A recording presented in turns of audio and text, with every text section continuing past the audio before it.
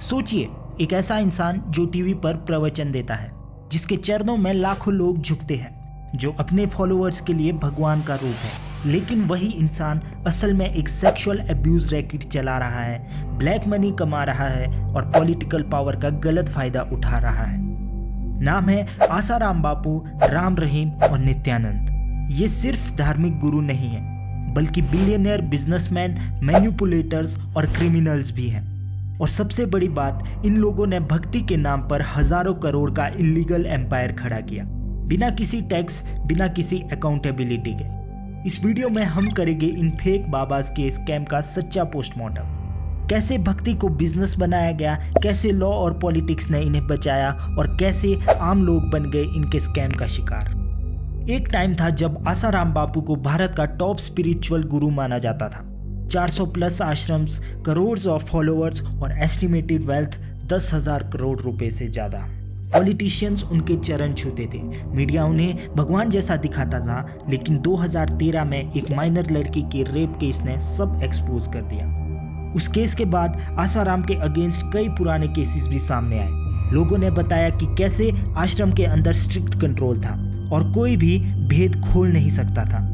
किसी ने कुछ बोला या तो उसका ट्रांसफर हो जाता था या उसकी आवाज दबा दी जाती थी। केस कोर्ट तक गया और पता चला कि आसाराम का पूरा एम्पायर कंट्रोल फियर और अब्यूज पे बेस्ड था।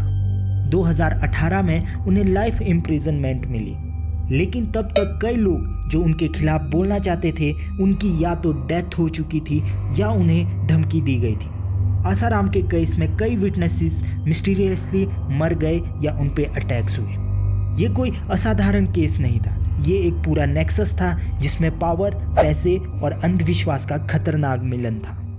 MSG, मैसेंजर ऑफ गॉड, ये नाम दिया था डेरा साचा सौदा के चीफ गुरमीत राम रहीम सिंह ने खुद को। उनका स्टाइल ही अलग था। ग्लिटरिंग क्लोथ्स, मूवीज, गाने और पर्सनल सिक्योरिटी से लेकर पॉलिटिकल सपोर्ट तक सब कुछ था उनके पास। 2017 में CBI कोर्ट ने उन्हें 2 महिला फॉलोअर्स के रेप के लिए गिल्टी डिक्लेयर किया। जजमेंट के बाद हरियाणा में आग लग गई, 30 लोग मरे, तोड़फोड़, पुलिस हेल्पलेस। उनके डेरे में अंडरग्राउंड टनल्स मिले, वहां से आर्म्स और एम्यूनिशंस रिकवर हुए। एक पूरा सिस्टम था जिसमें उनकी पर्सनल आर्मी, कुर्बानी दल, ब्लाइंड लॉयल्टी से काम करती थी। और शॉकिंग बात यह थी कि काफ़ी विक्टिम्स ने बोला कि उनको गॉड्स विल कह के साइलेंस कर दिया जाता था। उन्होंने अपनी इमेज बिल्ड करने के लिए 4 बॉलीवुड स्टाइल मूवीज बनाई, जिसमें वो खुद सुपर हीरो थे। उनके सपोर्टर्स के लिए वो कोई इंसान नहीं, भगवान से कम नहीं थे। एक और नाम जिसके स्कैंडल ने पूरे देश को हिला दिया, स्वामी नित्यानंद। 2010 में उनकी एक कंट्रोवर्शियल वीडियो वायरल होती है, जिसमें वो एक एक्ट्रेस के साथ इंटीमेट सीन में दिखते हैं। जनता शॉक्ड थी, मीडिया में हंगामा मच गया, फिर रेप और कन्फाइनमेंट के सीरियस एलिगेशंस लगे, लेकिन इन्वेस्टिगेशन से पहले ही वो इंडिया से भाग गया। और फिर क्या करता है, बनाता है एक इमेजिनरी कंट्री कैलासा, जहां का प्रेसिडेंट वो खुद है, फेक मिनिस्टर्स, फेक करेंसी और एक फेक UN रिप्रेजेंटेटिव तक। ये कोई जोक नहीं है, उनकी वेबसाइट आज भी एक्टिव है। वो इंटरनेशनल लेवल पर स्कैम चला रहा है, स्पिरिचुअल वीजाज इशू करता है और डोनेट करने के लिए लोगों को इंस्पायर करता है। लोगों ने बताया कि नित्यानंद का एम्पायर भी मनी लॉन्ड्रिंग, ब्रेन वॉशिंग और साइकोलॉजिकल अब्यूज पे बेस्ड था। वो कहते थे कि उनके पास टेलीपैथी और टेलीपोर्टेशन की शक्ति है। अब सोचिए, क्या ये सच हो सकता है? ये बाबाज अपना बिजनेस कैसे चलाते हैं? Let's break it down. Blind faith बेचना, भक्ति को मार्केट बनाकर लोगों के इमोशंस पे खेला जाता है। डर, आस्था और माया का कॉम्बो बना के डोनेशंस कलेक्ट करना। फ्री लेबर, सेवा भाव के नाम पर लोग बिना पैसे के 18-18 घंटे काम करते हैं। इनके आश्रम फैक्ट्री की तरह चलते हैं। पॉलिटिकल कवर, वोट बैंक के लिए नेता इनके अगेंस्ट कुछ नहीं बोलते। इलेक्शन के टाइम ये बाबा रैलीज तक महसूस होते हैं।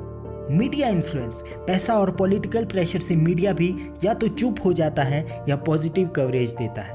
टैक्स इवेजन, आश्रम को NGO या ट्रस्ट के लेबल के अंडर रजिस्टर करते हैं, जिससे उनको टैक्स नहीं देना पड़ता।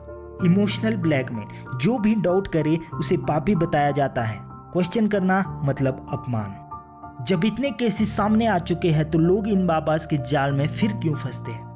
आंसर सिंपल है, इमोशनल अटैचमेंट। कई लोगों के लिए ये गुरु उनके जीवन का एक पार्ट बन जाते हैं। उनके परिवार में जनरेशन से उन्हें फॉलो किया गया होता है। कंफर्मेशन बायस, जब एक इंसान किसी चीज में इन्वेस्ट कर लेता है इमोशनली या फाइनेंशियली, तो वो नेगेटिव इन्फो इग्नोर करता है। लैक ऑफ अवेयरनेस, कई लोगों को पता ही नहीं चलता कि वो ब्रेन वॉशिंग का शिकार हो रहे हैं। डेस्परेशन, जब लाइफ में प्रॉब्लम्स होती है तो लोग स्पिरिचुअल एस्केप ढूंढते हैं और यही बाबाज की एंट्री का पॉइंट होता है।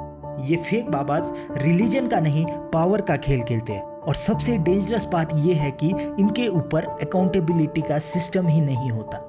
वो टीवी पर आकर बोलते हैं कि उनका कोई पर्सनल मोटिव नहीं है, लेकिन जब उनकी रियल लाइफ देखो तो क्या दिखता है? एक्सपेंसिव कार्स, हेलीकॉप्टर्स, प्रॉपर्टीज और पॉलिटिकल कॉन्टैक्ट्स। इनका आश्रम एक बिजनेस एम्पायर है और उनका प्रवचन एक पीआर स्ट्रेटेजी। हमें समझना होगा कि भक्ति और अंधविश्वास में फर्क होता है। भक्ति में सवाल की जगह होती है, लेकिन अंधविश्वास में नहीं। अगर हम समय पर सवाल नहीं उठाएंगे तो कल को और नई जनरेशन्स भी इन जैसे लोगों का शिकार बनेगी। ये था एक और सच जिसके पीछे छुपा था अंधविश्वास और धोखे का झुंड।